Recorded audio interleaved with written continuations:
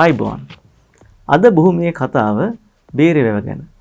මම නාලක බණ්ඩාර වෘත්තීය ඉංජිනේරුවරයෙක්, ඒ වගේම ව්‍යවසායකත්ව සංවර්ධන පුහුණු උපදේශකවරයෙක් වශයෙන් උත් කටයුතු කරනවා. ඔබ දන්නවා භූමිය තුළ අපි සාකච්ඡා කරන්නේ ශ්‍රී ලාංකික අපිට වැදගත්ව අපගේ ජීවිතවලට බලපාන සමාජ දේශපාලන සහ ආර්ථිකමය කාරණා සම්බන්ධව. මේ කාරණා සම්බන්ධව ඥාන ලැබීම තුළින් ඔබට අත්‍යවශ්‍යම මොහොතේදී නිවැරදිම තීන්දුව ගැනීමට හැකි වේයයි අපි විශ්වාස කරනවා. ඒ වුණොත් ඒක ඔබටත් යහපතක්, රටටත් යහපතක්. බේරවැව ගැන පසුගිය දවස් කිහිපයේදීම මාත් වලින් අපිට විවිධ කතා අසන්නට ලැබුණා. මේ වෙනකොට බේරවැව ආශ්‍රිතව ජීවත් වෙන සහ ව්‍යාපාර කටයුතු කරන ප්‍රජාවට බේරවැව දූෂණයට ලක්වීම නිසා අත්විඳින්න වෙලා තියෙන පාරිසරික ගැටලු රාශියක් තිබෙනවා. ඉතින් අපි ඒ සම්බන්ධව සාකච්ඡා කරන්න කලින් බේරවැව ඉතිහාසය ගැන පොඩ්ඩක් විමසලා බලමු. මේ බේරවැව එහෙම නැත්නම් පෘතුගීසි භාෂාවෙන් මේකට කියන්නේ බේරා ලේක් කියලා. ඉතින් බේරවැව පෘතුගීසි කාලේ පෘතුගීසීන් විසින් කොළඹ නගරයේ ආරක්ෂාව සඳහා ඉදි කරපු වැවක්. මේක ස්වභාවික ජලාශයක් නෙවෙයි, මෑන් මේඩ් ලේක් එකක්. එහෙම නැත්නම් මිනිස්සු විසින් නිර්මාණය කරපු ඉදි කරපු වැවක් වශයෙන් කොළඹ නගරයේ මැද පිහිටලා තිබෙනවා. ඉතින් මොකද්ද මේ බේරවැව නිර්මාණය කිරීමෙන් පෘතුගීසි ජාතීන් බලාපොරොත්තු වෙන්නේ? ඇත්තටම ඔවුන්ට උමනා වුණේ මේ බේරවැව නිර්මාණය කිරීම හරහා කොළඹ නගරයට ආරක්ෂාව ලබා දීමට. අපි දන්නවා දැන් වෙනකොට බේරවැවේ ප්‍රමාණය ඉතාමත්ම කුඩා වෙලා තියෙනවා විවිධ හේතුන් නිසා. සාමාන්‍යයෙන් වර්ග කිලෝමීටර 0.65ක වගේ කුඩා ප්‍රදේශයක තමයි දැනට බේරවැව ව්‍යාප්ත වෙලා තියෙන්නේ. නමුත් ආරම්භයේදී බේරවැව වර්ග කිලෝමීටර 1.65ක වගේ භූමියක පැතිරලා තිබුණා. ඒ කියන්නේ අද වෙනකොට බේරවැවේ ප්‍රමාණය වර්ගඵලය වර්ග කිලෝමීටර 1කින් පමණ අඩු වෙලා තියෙනවා විවිධ හේතුන් නිසා.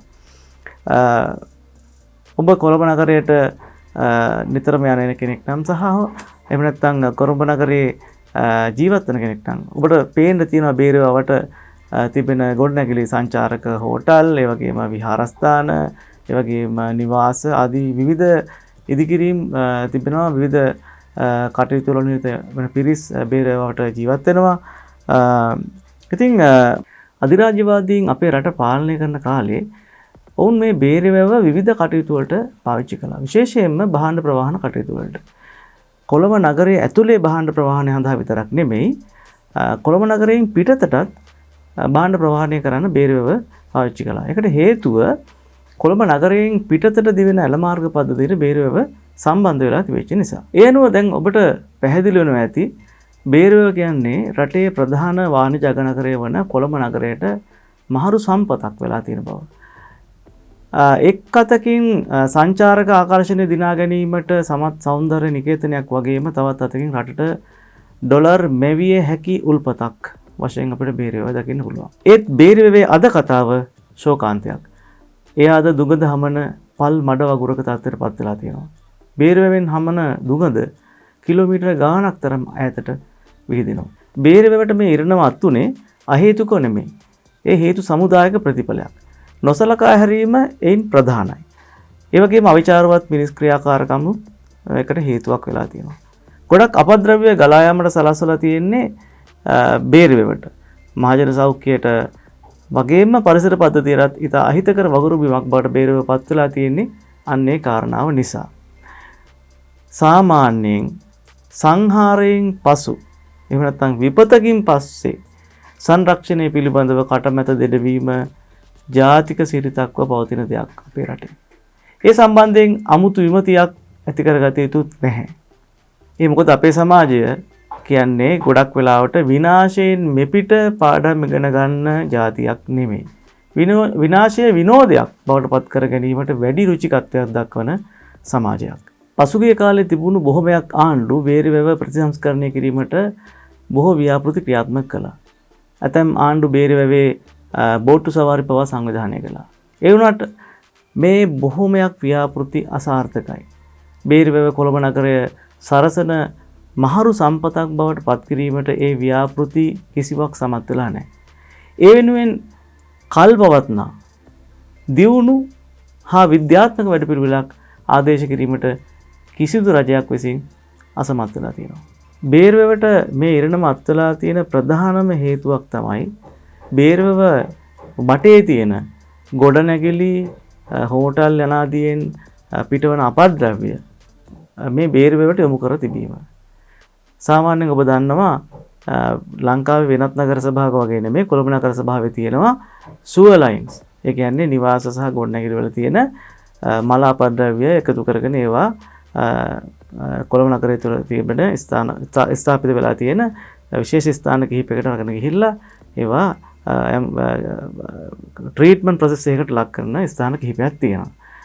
එතකොට එවැනි ක්‍රියාවලියකට බේරුව ආශ්‍රිතව තියෙන ගොඩනැගිලි වල මල අපද්‍රව්‍ය ලක් කිරීම අපිට කරන්න පුළුවන් නම් රජයකට කරන්න පුළුවන් නම් මේ බේරුවට එකතු වෙන අපද්‍රව්‍ය ප්‍රමාණය අඩු කරන්න පුළුවන්.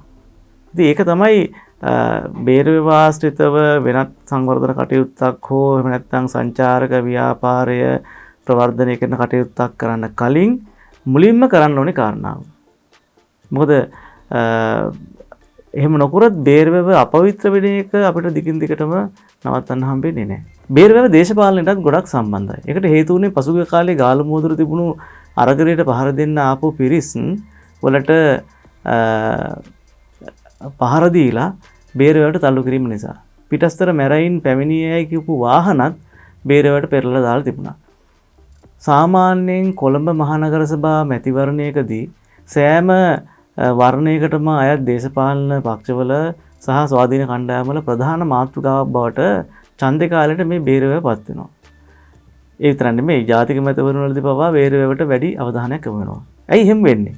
ඒකට හේතුව තමයි මේ බේරුව ගැන උනන්දුවක් දක්වන විශාල පිරිසක් සිටින බව ඡන්දවලට ඉදිරිපත් වන දේශපාලඥයින් දන්නවා. ඒිනුත් වැඩි පිරිසක් කොළඹ පදිංචිකරුවන් එහෙම නැත්නම් කොළඹේ ඡන්ද දාන අය. ඉතින් ඡන්දදායකයන්ගේ NIC එක අවබෝධ කරගෙන ඡන්ද කාලේට ඒව ගැන කතා කළොත් තමයි වැඩිපුර ඡන්ද ගන්න පුළුවන් වෙන්නේ. මොකද්ද මේ NIC කියලා කියන්නේ? නෑ ඒ ඔයා හිතපු එක නෙමෙයි. NIC කියලා කියන්නේ N needs ඡන්දදායකයන්ගේ අවශ්‍යතා. I interests ඡන්දදායකයන් ආස දේවල්, කැමති දේවල්. C ඡන්දදායකයන් සැලකිලිමත් වෙන දේවල්. ඉතින් කොළඹ ප්‍රදේශයේ සිටින ඡන්දදායකයන්ගේ NIC එක බැලුවොත් ඔවුන්ගේ අවශ්‍යතා, ඔවුන් කැමති දේවල් සහ ඔවුන් සැලකිලිමත් දේවල් අතර ඉහළින්ම තියෙනවා මේ බේරුව.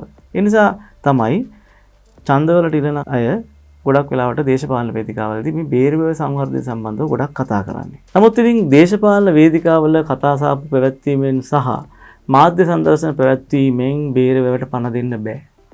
රජයේ ප්‍රධාන ආර්ථික මාර්ගයක් ලෙස හඳුනාගෙන තිබෙන සංචාරක ව්‍යාපාරය සමග මේ බේරුව බද්ධ කිරීමෙන් සංචාරක ව්‍යාපාරයේ සමග මේ බේරුව ගැට ගහලා තමයි බේරුවට ගොඩ දෙන්න පුළුවන්. ඒක අවශ්‍ය වෙන්නේ අපි කලින් කියපු විදිහට අවංක උමනාවකුත් ඒ තුලින් පැන නගුණු කල්පවත්නා සහ දියුණු ඒ වගේම විද්‍යාත්මක වැඩපිළිවෙලකුත් පමණයි. හොඳයි. අපි අද කතා කළේ බේරුව ගැන. ඉතින් ශ්‍රී ලාංකික සමාජයේ ආර්ථිකය සහ දේශපාලනයේ සංකීර්ණතා ගවේෂණය කරන අතරතුර අපේ සංවාදයට දිගටම එකතු වෙන්න කියලා අපි ඔබට ආරාධනා කරනවා. ඔබේ අදහස් අපත් සමග බෙදා හදා ගන්න, අපගේ අන්තර්ගතයන් සමග සම්බන්ධ වෙන්න. වඩාත් දැනුවත් සහ සංවේදී ප්‍රජාවක් ගොඩනැගීමට අපි එක්ව කටයුතු කරමු. ආයුබෝවන්.